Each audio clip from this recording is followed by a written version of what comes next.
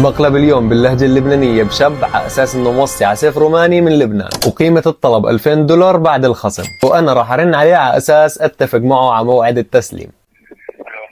ألو بونسوار. هلا. مسيو طارق اسمادي معي؟ بونسوار مسيو، كيفك صفا؟ هلا والله. مسيو طارق، أنت موصى على رومانيان سورد من لبنان وطلبك وصل هلأ. والله. إيه، إمتى بتحب تستلم؟ بكره ردك. إيه بدك، نحن هلأ بعمان صار الطلب تبعك انا باجي. لا انا ما باجي هو عمان وباخذ. لكن احنا عندنا دليفري بنوصل لك اياه امتى. لا انا بدي اجي عمان واخذه. لك كيف بدك تيجي عمان؟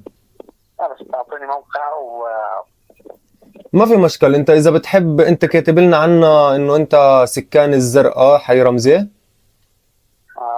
ايه اذا بتحب نحن بنوصل لك اياه عادي. اذا ما بتحب تستلم من المكتب من عنا من عمان، ما في مشكلة عنا. بدي اجي استلم عندكم في المكتب. ايه بس احسب حسابك، انت طلبك $2000 بعد الخصم. بس ايه قليل اكثر. ما بأثر. طلبك رومانيان سورد، بس علشان نشيك على الطلب بليز. طلبك رومانيان سورد وجاي من لبنان. هو أثري شوي هيدا السيف. ماشي. لخي صحيح، انت شو بدك بالسيف موصى عليه من لبنان؟ ايه شو بدك بالسيف موصى عليه من لبنان؟ عادي نستعمله. يعني هيدا الطلب أثار فضولي والله. عادي انا بحب استعمل السوق. شكلك عم تتنبأ بالحروب. ايه ما بيأثر يا خيي. امتى بدك تيجي عشان تستلم؟ انت بتعرف موقعنا؟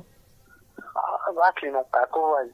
اوكي، نحن عمان خلداف فاتحين للساعة 2:30. بتعرف حدا اسمه ابراهيم قفاشة؟ لا. برهوم ابراهيم بيدرس معك. عرفته. عرفته؟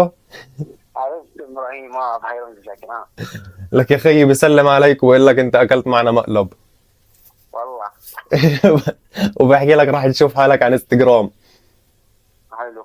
بس يا اخي انت اي واحد برن عليك بقول لك عندك طلب بتقول له اوكي. انا عادي بمزح هذا، انا بعرف انه مزح. يعني متوقع السلافة.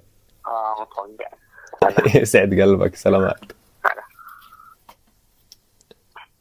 كثر ما عجقني جد افصل عنه، بدي اسكر الفيديو. المهم هي مقلبنا بطارق، وكان متفهم جدا وكان بده يستلم السيف وعادي اموره لوز. الشاب طارق معه $2000 زيادة.